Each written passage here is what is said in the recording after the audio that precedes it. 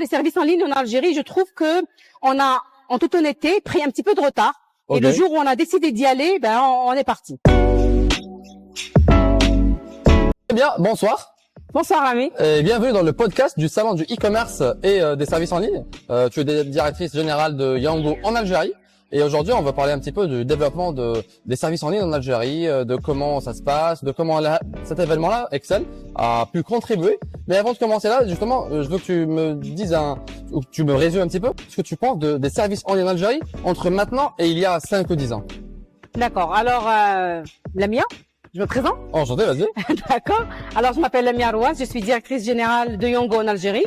En Algérie, Yango a lancé, ça fait juste quelques mois. Reste que c'est une multinationale qui est présente dans plus de 33 pays. Ça permet un peu d'avoir la différence entre ce qui se passe chez nous et ce qui se passe ailleurs. Mon expérience me le permet un petit peu. Donc, moi, les services en ligne en Algérie, je trouve que on a, en toute honnêteté, pris un petit peu de retard. Okay. Et le jour où on a décidé d'y aller, ben on est parti. On est parti en exponentiel. Exactement. Ouais. Donc du coup, c'est ça, c'est un peu en boiling. Donc ça, c'est une ébullition de tous les côtés. Il y a une émergence de pas mal de services, pas mal de produits, pas mal d'acteurs aussi. Parfois l'écosystème est favorable, parfois même l'écosystème n'est pas spécialement favorable. J'imagine qu'on en discutera. Mais dans l'absolu, la volonté de créer ces services en ligne y est, et on le voit aujourd'hui dans ce salon où la participation, d'ailleurs c'est sa deuxième édition. Oui. Et quand on compare avec la première édition, c'est juste explosif. Je suis subjuguée par le nombre de personnes qu'il y a aujourd'hui, par le nombre d'acteurs, par la participation, par la qualité des intervenants aussi. Donc franchement, je trouve que c'est une très bonne initiative et c'est un très bon salon aujourd'hui. Et si on parle un petit peu des services en ligne et de la participation de Yango, vous voyez une expansion, enfin une croissance dans les années à venir. À quel point ça pourrait, à ton avis, aller dans les 3 à 5 années prochaines? Est-ce qu'on va voir un écosystème qui va carrément être en révolution ou les choses vont peut-être se ralentir à un moment donné? Non, moi je suis déjà quelqu'un de très optimiste. Et quand je vois un peu la nouvelle génération, je ne me considère pas de la nouvelle génération, mais je suis ravie de l'observer de par l'expérience qu'on a, de par les clients qu'on a et de par un peu ce genre d'événement. Il y a un réel besoin. Ça veut dire qu'avant, c'était peut-être c'était une volonté de vouloir montrer un modernisme économique.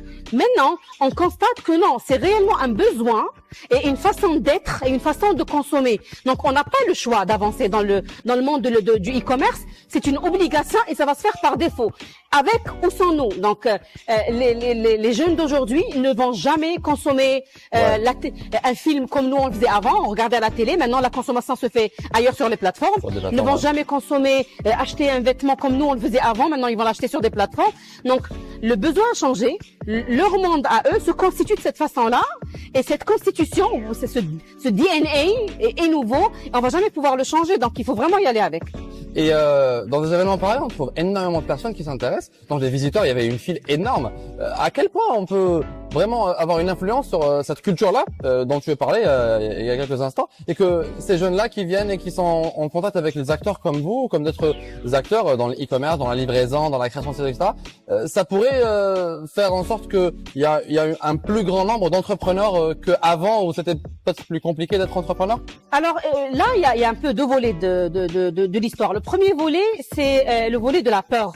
Donc, la génération du milieu a été issue dans un milieu où le plus important pour nous, c'était de faire des études, d'avoir une licence, de sortir de l'université avec un gros diplôme pour pouvoir trouver un travail. Exact. La nouvelle génération se positionne dans le volet créateur de sa propre destinée.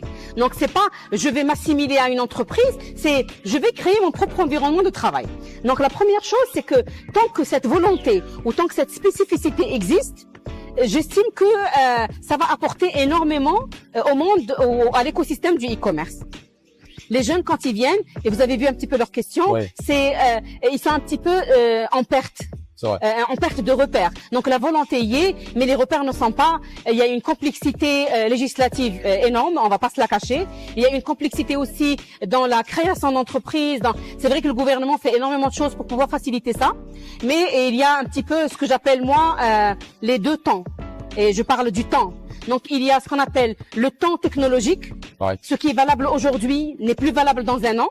Même les plateformes qui existaient il y a 4 ans n'existent plus maintenant.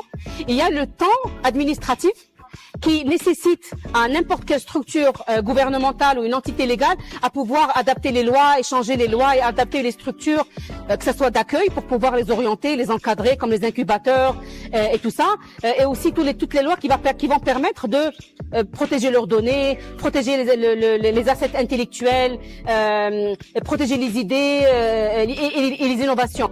Donc c'est un peu, ils sont un peu tributaires du décalage entre les deux temps, entre le temps technologique qui est super speed et le temps administratif qui reste relativement lent. Et on espère qu'il va avancer avec des événements pareils dans lesquels on va discuter et parler de ce genre de sujet. Lamia, merci beaucoup et très bon salat à toi. C'est gentil, merci beaucoup.